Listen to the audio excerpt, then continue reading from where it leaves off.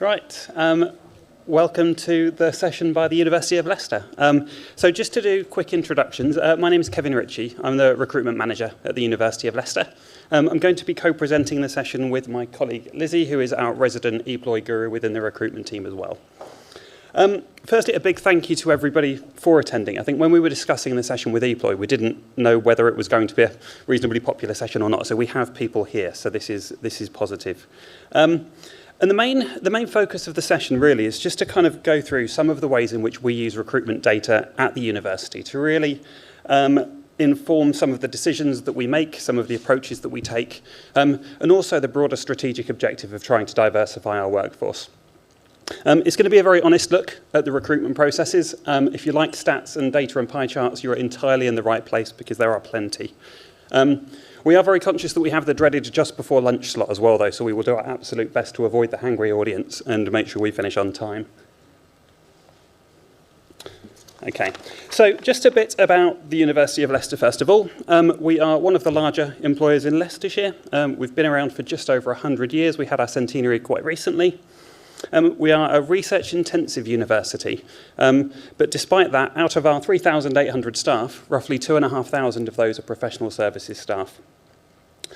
We recruit to about 1,400 permanent or fixed-term contract positions a year, mainly because of the sort of funding that we have coming into the university, and roughly 2,000 temporary positions. So it's a busy recruitment team for the headcount itself.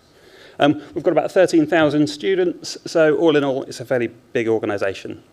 Now, the sorts of roles that we recruit to, they're very varied and diverse. Marketing professionals, HR professionals, IT professionals, glass blowers, tennis coordinators, sending people to China, as well as the lecturers and researchers. So it's not all about education and teaching, it's a whole range of different roles. Now, in terms of our journey with Eploy, just thought it was worth kind of going through the sort of work that we've done with them.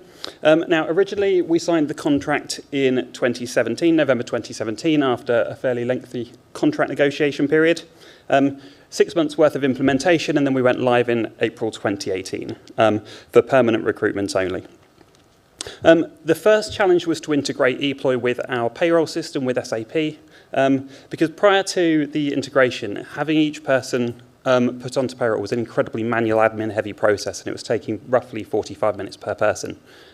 Following the integration, that probably saved us 30 minutes per person or thereabouts, which based on recruitment volumes last year is equated to a fairly impressive 700 hours of administrative time. There's a bit of a gap in between that and the next integration, but that's because the sort of integrations we were working on. Initially, we were looking at external hires onto the payroll system, and then we looked at internal hires with people with an existing payroll record already, because that was a much more complex piece of work. The next big integration came along in July 2021, and that's when we started working with our careers and employability service to integrate a system called Target Connect. Now, for those that are familiar with Target Connect, that's a recruitment system specifically aimed at the student market, and it's where all of our students would see temporary opportunities. One of the things we wanted to do, though, is to try and make sure that our students saw the university as a place to work as well as a place to study. So now every time we advertise an external a role externally, it automatically goes on to the Target Connect site. Interestingly, in terms of our workforce is 17.2% alumni, so there is a real market for trying to get the students working at the university, but it's not necessarily the first thought, I think, when students graduate. We then launched anonymous shortlisting in August 2022, so relatively recently. I'm not going to go into great detail now about it, but we will talk about that in a bit more detail a bit later on. Okay, so this is where we start getting pie charty. There's a few of them. So ultimately, as a large employer in Leicestershire and a large educator in Leicestershire, our ambition is to have a workforce in terms of demographic that's representative of both the student demographic and the Leicestershire demographic. Obviously, Leicestershire as a county, very famed for being very ethnically diverse, lots of different cultures. We do monitor the attainment of all protected characteristics throughout the recruitment process, and the challenges vary depending on that protected characteristic, but the main focus of today is ethnicity. We will discuss gender briefly as we go on, but there's a whole host of different challenges at the institution with regards to gender recruitment, and we simply wouldn't have time to cover that today. Okay, so the big question, I suppose, when we're talking about this is why does diversity matter in the workplace in the first place? And I think for us, it's because in order to make sure we get the best person, because I think we would all agree, recruitment's about getting the best person for the job, ultimately. But we recruit from all over the world. We have a sponsorship license, we recruit from anywhere. And in order for us to make sure that we are getting the best person, the best people have to apply in the first place. So in terms of our workforce, we want our workforce to not just say that we're inclusive, but to be visibly inclusive and to be a truly diverse organisation. In terms of pie charts, though, this is where the problems start happening. So on the left-hand side, we can see our student demographic. So our student demographic is wonderfully diverse. 52.1% of our students are minority ethnic. The middle pie chart shows the demographic of Leicestershire, census data from 2021, I think, but it won't be far off still, and it's 59.1% minority ethnic, so a really diverse county to live in. This is when the problem starts happening, because this is the university's workforce on the right-hand side. So we can see that currently 26.1% of our workforce is minority ethnic, which is neither representative of the county or the students. Now, in terms of us being 67.2% white, that doesn't sound very diverse, but the HE sector itself isn't very diverse. And interestingly, with the HE sector is a 78% white on average. So whilst we're slightly ahead of the curve in terms of our workforce from that regard, we're absolutely nowhere where we need to be.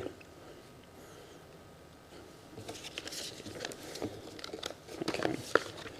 And this is where we start looking into the recruitment process, because there's other problems. Now, what we do is we track the attainment of different protected characteristics through Eploy at different stages of the recruitment process. And in a perfect world, you would see that the proportionality at application stage should match at offer stage. Now, again, we can look at this data at an institutional level, at a vacancy level, at a departmental level. This is institutional data that we're looking at now, so this is very recent stuff. And we can see that at application stage, 59.2% of our applicants are coming from a minority ethnic background, which is great because that's exactly what we'd hope given where we are, and it's roughly in line with Leicestershire as a county. But at interview stage, that then drops to 46.1%, and then at offer stage, that drops further to 38.2%.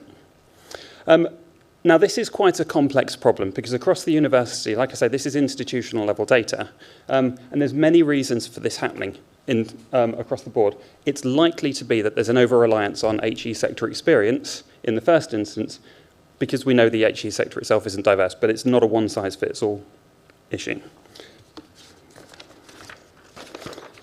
Okay.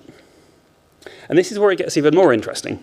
So, like I said, the previous data set was at an institutional level, but we can cut this at different departments, and each department has a very different story to tell. We can also split it by grade as well, and we can look at different levels of seniority. And again, if you slice the data in a whole variety of different ways, you can really start getting to the root of the problem itself. Now, there are areas of the university that are excelling. They tend to be the ones that have a much more kind of international outlook in terms of recruitment. So our School of Business is very heavy into recruiting from overseas, and that tends to bring the diversity in. But this is a department, it's one of our bigger departments at the university, Student and Academic Services. Now, this is a department that basically covers everything student-related, from timetabling to welfare to sports, whole variety of different elements to it. And what we decided to look at is we looked at what would happen within our recruitment process if you split the roles by grade and then still look at the attainment rates. Now, in terms of our grading system, just to briefly explain that, we have a grading system that runs from grades 1 to 10. Grade 10 being the most senior, 1 being the most junior role. So by looking at the data in terms of the grades 1 to 5 role, you would expect that that would be the sort of outcome that would match the local demographic. And again, if we look at the data, we have 58.4% of minority ethnic applicants applying, which is great. Again, it drops to 47%, and then we have the very familiar trend of dropping down to 39.3%. And again, we think this is happening because if there's reliance on the HE sector, we do attract a lot of applicants, and in order to get that down to a sensible number to interview, if we're favouring HE experience, that's going to have an effect on this. So obviously one of the approaches we could take with this particular department is simply to remove the reliance on the HE sector experience and diversify the pool. It's not going to solve everything, but it's a start. Then if we start looking at the more senior grades, this is where the problem gets slightly worse. There is a positive bit to this presentation at some point, I promise. Okay. So if we look at grades 6 to 10, same department, but obviously very higher education sector specific. So this is where you do start needing higher education experience in order to do the roles. And again, we can see very similar story, but slightly more acute. 53.3% of applicants minority ethnic, big drop to 28% at interview, and a very startling drop to just 20% at offer stage. And again, if we're battling against a non-diverse sector, there's no short-term problem to that. Oh, sorry, no short-term solution to that. So what we need to do is we need to try and think differently about it. Now, obviously, we know that our student body is already really diverse.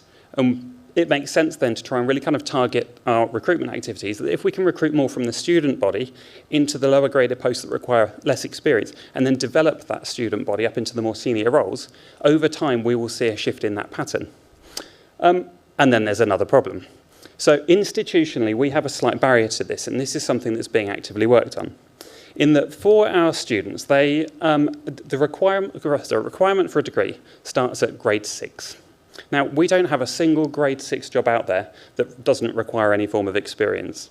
So almost the message that we're giving to our own students is that you work very hard for your degree for 3 or 4 years, but if you want to then work at the place that you just studied for the past 3 or 4 years, the only way to get a job is to go into a role that doesn't require the degree that you've just worked very hard to get. So strangely, we have our own barriers to it. And this is kind of leading to a whole variety of different initiatives, and it's one that we're working very closely with our Careers and Employability Service on that we've called Student First. And this is very much a kind of a series of activities. It's internships, it's student placements, it's graduate management trainee programs, all kind of bundled into the same thing. But different pathways to lead to employment to beat our own grading processes. Now, ultimately, that is moving forward. It's still in kind of the early stages. But it's the data that kind of led us down that path. And had we not started pulling apart the data at an early stage, both by grade and by area, it's very difficult to get momentum on these sorts of initiatives in the first place. So this is where the data becomes all important. Hopefully that will progress as an initiative, but it's something we're currently looking at. Okay, over to Lizzy. So we're going to do a bit of sort of a live survey, which is where I'm really hoping the technology is on our side. So if everyone's got a phone on them and could get it out and go to this website and this code, which is up to date, yes, and so go to thementi.com and pop in that code there. And we've got 3 quick survey questions that we're going to go through and get some live responses to kind of get a sense of what your objectives are, what you're using your data for at the moment. So if we could get the Menti slides up, we will see your results as they come in, hopefully. Oh, the code will come up on the next slide as well. Oh, it's not, sorry. 8357 9543.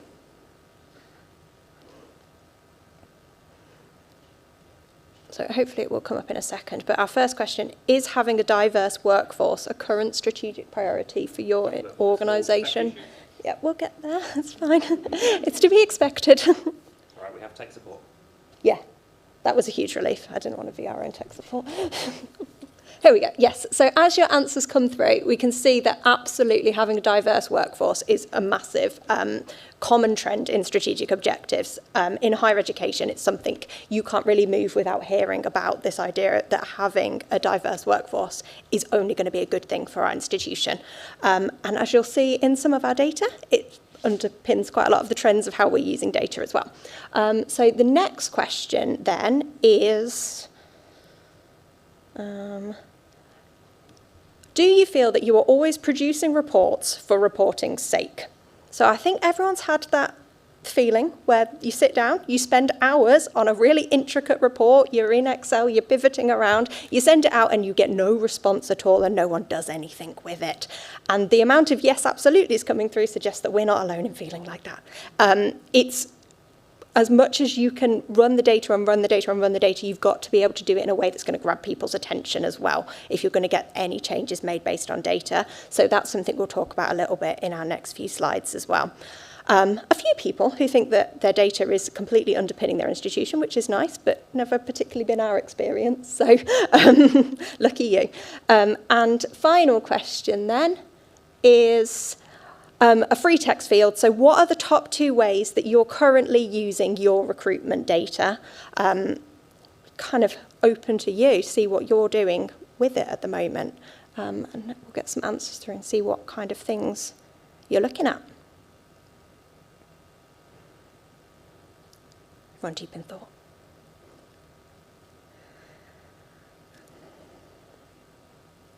Yeah, so I mean, time to hire is one that we were expecting to come up a lot. It's kind of the classic use of recruitment data, the one that you hear about a lot.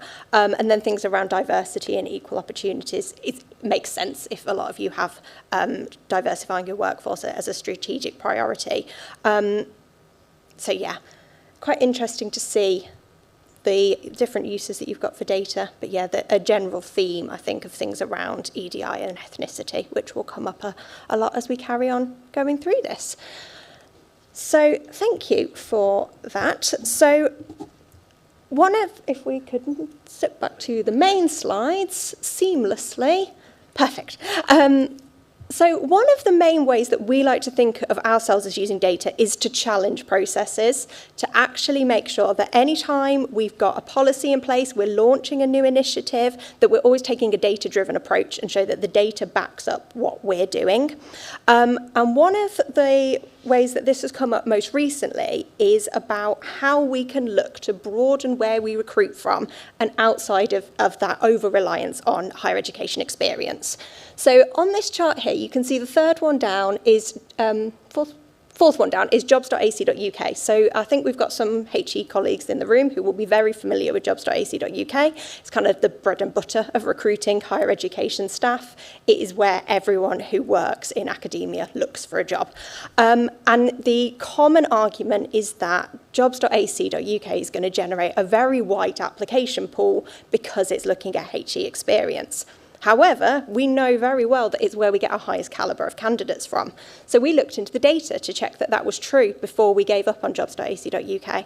And actually, we were amazed to see that the diversity of candidates coming through jobs.ac is really good. It's one of our highest performing in terms of minority ethnic applicants of our main recruitment sources. So we will not be moving away from jobs.ac.uk at all. So it's really an interesting way you can have a look at your data, and something that if anyone was in Kim's session across the hall, she touched on as well, to have a look and break it down into that granular detail.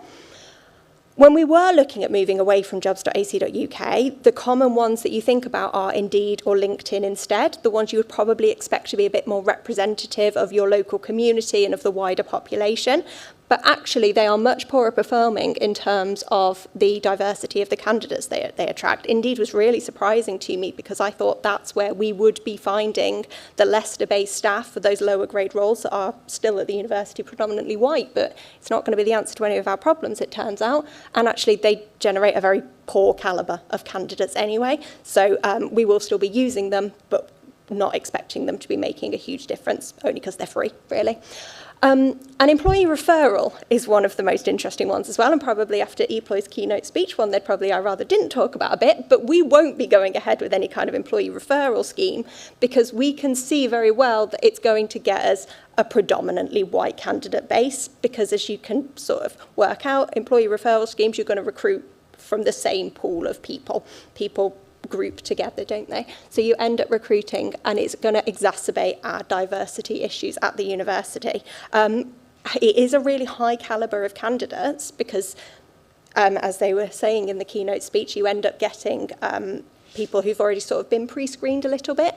But yeah, it's not going to do anything and will be at odds with our strategic objective to diversify our workforce. Another thing that we've been using data for is looking at our panel makeup. I have to press the button, don't I? I'm stupid. So the panel diversity is something that we have quite an established process in place to mandate that we must have gender balance on all of our interview panels. So just to step away from ethnicity for a minute and talk about gender instead. So this is a policy that has been in place long before I worked at the university. And it's not necessarily the most popular policy. People see it as sort of a bit of a burden. There are some sort of the traditionally male or traditionally female areas where they might struggle to find gender representation on their panel. So we ran the data to make sure that we really were right in saying that you have to have gender diversity on your panels. And the data overwhelmingly supports our argument. We were really quite shocked when we saw this. So for mixed gender panels, we more often recruit the female, more often make a female appointment, but the university is predominantly female, so that's kind of in line with that. But an all-male panel is dramatically more likely to appoint a male candidate, and an all-female panel is dramatically more likely to appoint a female candidate. And this is across the university. It's not just in the areas that you might expect. It's really widespread, actually. So we have been putting this chart everywhere that we can. It is in all our mandatory recruitment materials. We really shout about it so that people understand that we have this policy in place for a real reason and it will make a difference. It's not just EDI policies for the sake of policies. So we get this data from Eploy kind of in a manual way at the moment. We just have a free text field where people input who was on the panel. But if you are more confident in your hiring managers on your vacancy, being the hiring manager you sat on the interview panel, you probably already have all this data to be able to look into it now and see what kind of impact it's having in your organisation as well. The question that we then get asked, though, is if we mandate gender diversity on a panel, why don't we mandate a mixed ethnicity panel as well? So we looked at the data for this as well. And whereas an all-white panel is appointing the white candidate 67% of the time, a mixed ethnicity panel is still appointing the white candidate 54% of the time. So it's slightly less pronounced, but it is still predominantly making a white appointment. Couple that with the fact that the university does not have a huge staffing base of a minority ethnic members of staff. If we did start mandating this, then we could be overburdening those minority ethnic members of staff by putting them on panels all the time. So given that it doesn't make a significant difference, we are still going to be recruiting a white candidate more often than not. We haven't put this policy in place, underpinned by the data that we ran on it. And then there's a few extra areas as well. So anonymous shortlisting, as Kevin touched on at the beginning, we've had sort of been rolling this out over the past year. It's kind of considered the silver bullet to fix all your EDI issues. It's going to completely mitigate unconscious bias. So we put it in place for about 8 or 9 months, and then we ran the data to see how much effect it had had. And unfortunately, the answer was very little effect. So females being shortlisted, at the moment, it's quite pronounced that we have more females shortlisted than men, and it only decreased by 2.8% when we put anonymous shortlisting in place. Minority ethnic applicants being shortlisted increased by 0.5%, so hardly statistically significant.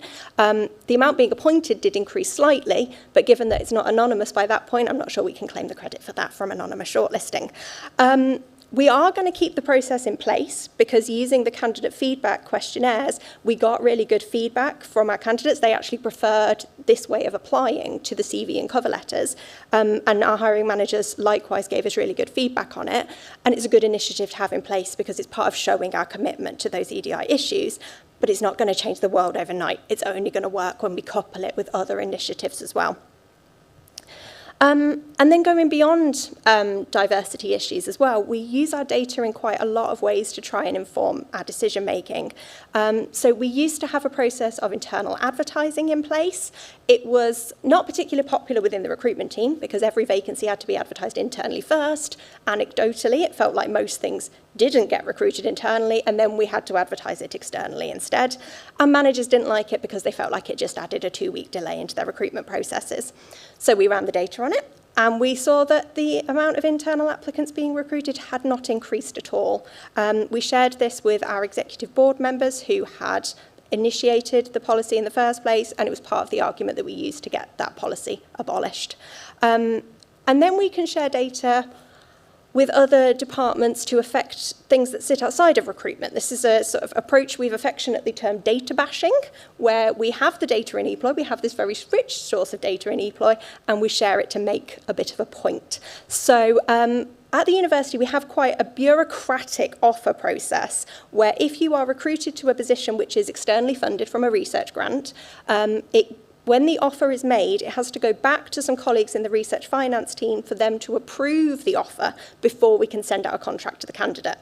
At its worst, this was adding a delay of about 10 days on average before a contract could be sent out, and candidates were not very happy about this. We did have quite a few candidates who actually withdrew because they thought we weren't really committed to their offer because they had to wait 10 days for it to come back. So we used the time to hire reports in Eploy and really proactively shared this information with the director of that department, so she could see the impact that it was having. And from having done this on a monthly basis for about the past 4 or 5 months, we've got that down to 3 days to get an offer turned around. So there really is some good data you can use in here. And then we do it in a more supportive way as well with our colleagues in IT. So they get a monthly report of every vacancy that has been approved, and whether it's new or replacement, so they can use that to kind of predict demand for laptops and IT equipment to make sure they're appropriately provisioned for the amount of starters upcoming. So hopefully that's given you sort of some ideas of how you could be using your data to affect well beyond recruitment as well and just improve efficiencies throughout your department. But we do, of course, use it to monitor our own workloads as well. So I'll hand back over to Kevin to talk about that.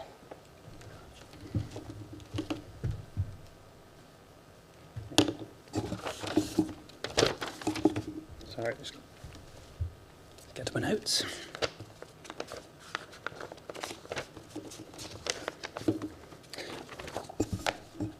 Okay, so this is a slide that I'm sure everybody in the room is very familiar with. This is our beloved dashboard. I firmly believe this is one of the finest dashboards ever created, but I think there probably is a degree of bias with that statement itself.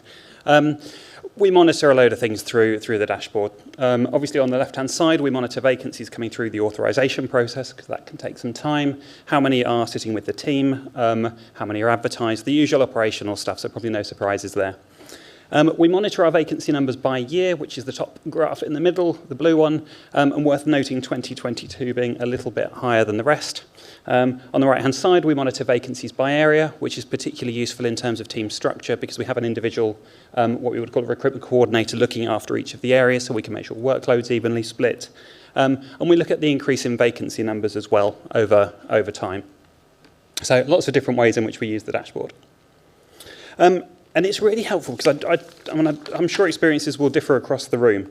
But ultimately, in terms of using Eploy to monitoring workloads, we've seen some really interesting times over the past 4 years.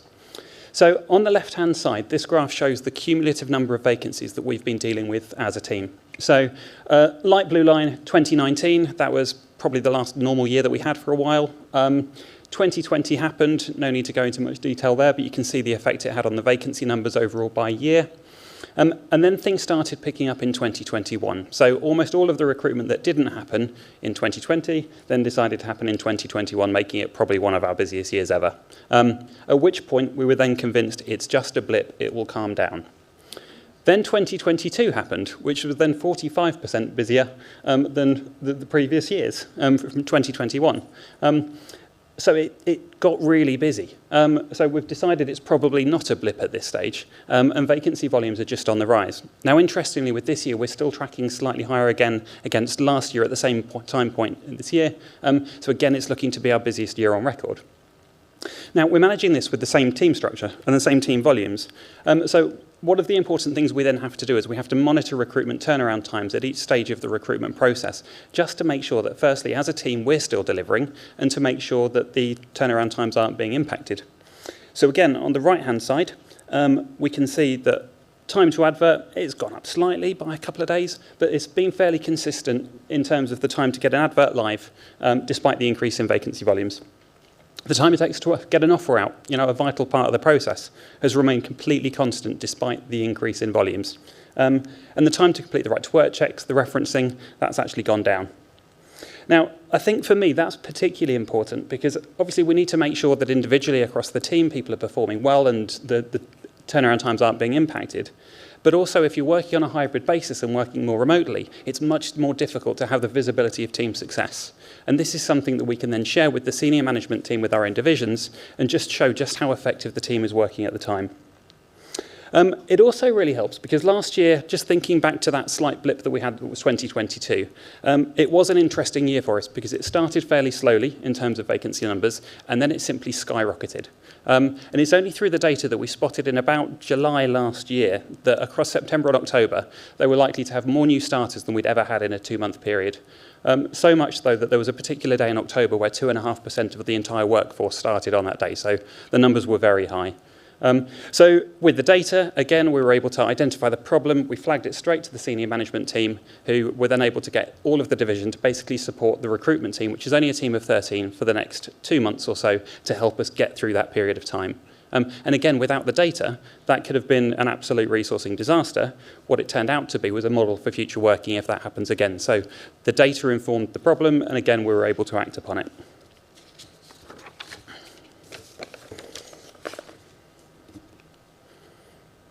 Okay.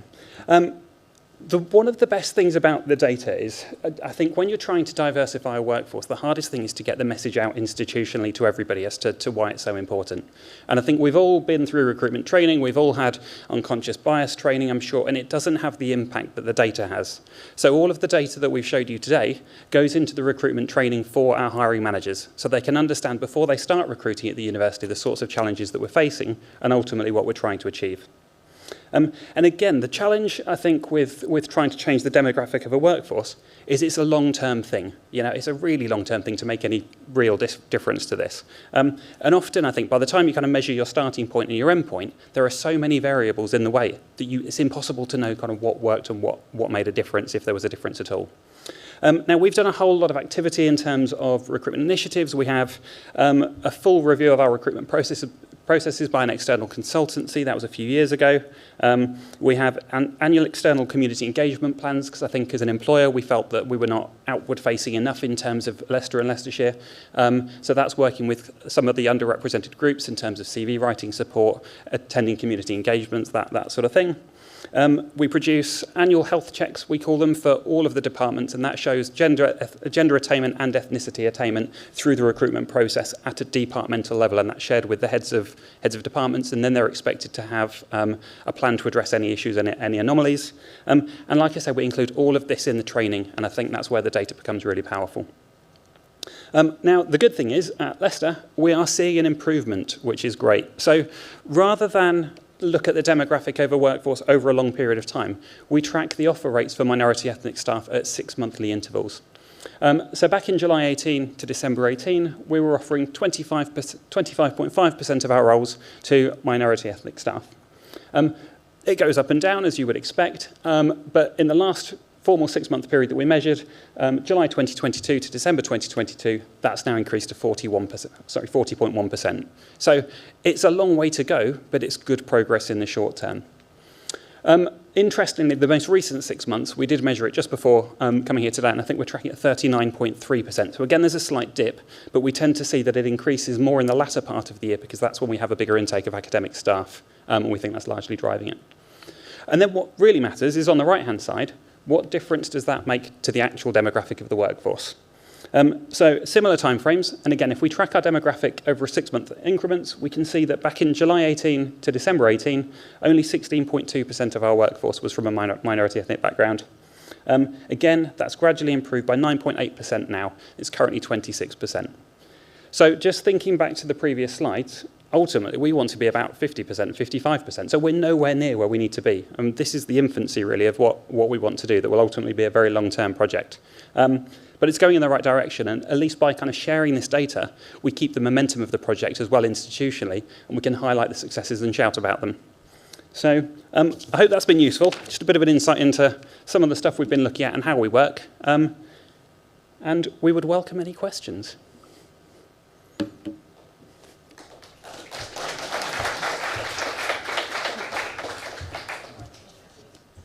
Thank you. You're obviously only ever as good as your data. I thought it was really interesting that you have high degree of numbers, percentages of candidates that are giving you the data you require. And you're clearly drawing candidates from a really broad range of sources. So I really struggle to get candidates to complete the information about their backgrounds, for example, particularly if they're coming from sources like Indeed, where they really want candidates to do a quick, easy apply. And that generally means avoiding as many questions as possible. So how do you make sure that as many candidates that are coming across through your ATS are completing those questions about their background so that you've got as much rich data to work with? It's a good question, because I have to say, I'm not, not entirely sure. I think for me, it's a balance really with the application process to make sure that, yes, it's not cumbersome, because you don't want it to be cumbersome. But there still has to be that element of kind of asking for that data. I think for me, a lot of it is about the explanation up front as to why we want the data. So with the anonymous shortlisting process, that straight away has a clear statement about the process and why we do it and the commitment to what we're doing. So I don't know. I mean, whether that has an effect on kind of building trust from an applicant perspective, I don't know. I mean, our declaration rate is quite high, I have to say, but I couldn't really pinpoint it down. Lizzy, I don't know if you've... No, I mean, the only other thing to add is that we don't use the Indeed, like one-click apply. We specifically redirect them to our application flow, because when that got turned on, we got really poor feedback from managers that just everyone applies. So everyone who does apply for a job with us has to go through our full application form, which isn't particularly onerous. It has the CV parsing. It's pretty quick to do, but they have to complete that form, and it is mandatory. And so do they have to, so the mandatory part of the form includes questions about their ethnicity? It has a prefer not to say option, but they have to complete the question. Okay, thank you. Yeah.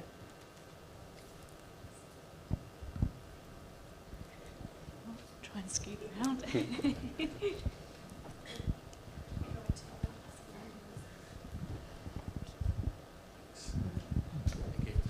So you mentioned before that you weren't going to be going down the route of using referrals and things like that, because you said that it wasn't giving you a diverse enough candidate pool and things like that. Do you think that once you've identified those pools that you can recruit more diverse candidates from, that will in turn increase your referrals in the future, and it would be something that you would consider? Yeah, it's definitely something we'll keep an eye on. Hopefully, as the staffing body itself diversifies, you would see the employee referrals diversify as well, because it is really good calibre of candidates. And we're going to keep it as an option because people still do it in conversation and refer someone, but we're not going to incentivise it until we see that those percentages have sorted themselves out a little bit. Yeah, it's just good for me because I work in the hospitality sector, so like for us we rely quite heavily on referrals. So actually seeing the fact that you guys have drilled down other avenues where you get more diverse candidates from, that's a really useful tool for us anyway to hopefully increase more diverse candidates to referrals. So yeah, thank you.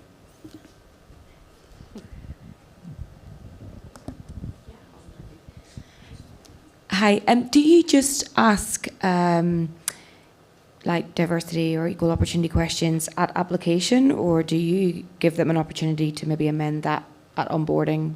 I know this is something we've looked into. Unfortunately, Eploy don't offer an opportunity to drill data if that changes. So yeah, we have it on our application form, but then again at onboarding. So it's the same field, so it's only if they say prefer not to say and now want to declare the data, that's the only time we would do it. And there's no way of checking if somebody makes a change No. at the minute? No. At the minute?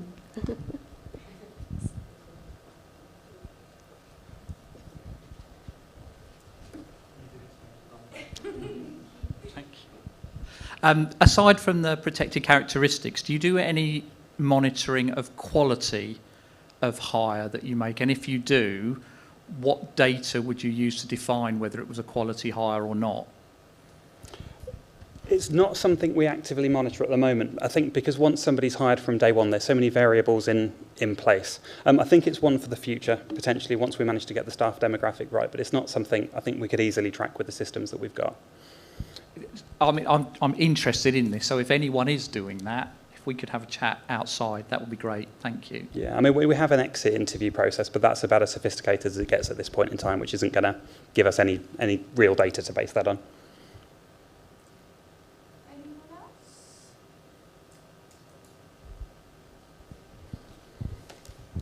You focus very heavily on mainly ethnicity and gender there, but you didn't talk about anything else in relation to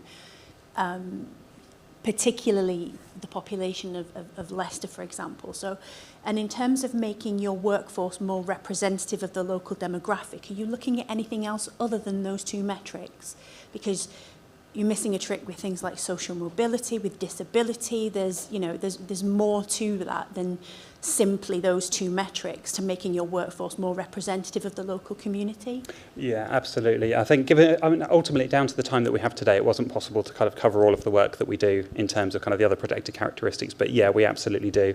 I think when we first started looking at the kind of the external engagement plans and trying to get out there as an organisation to be seen more representative, that was quite scattergun, really. And I think now it's much more targeted in terms of the groups that we support. So if there's kind of disability-related groups that we can provide additional support to in terms of applying for the role, it's much more targeted in terms of what the university needs than just a broad brush approach.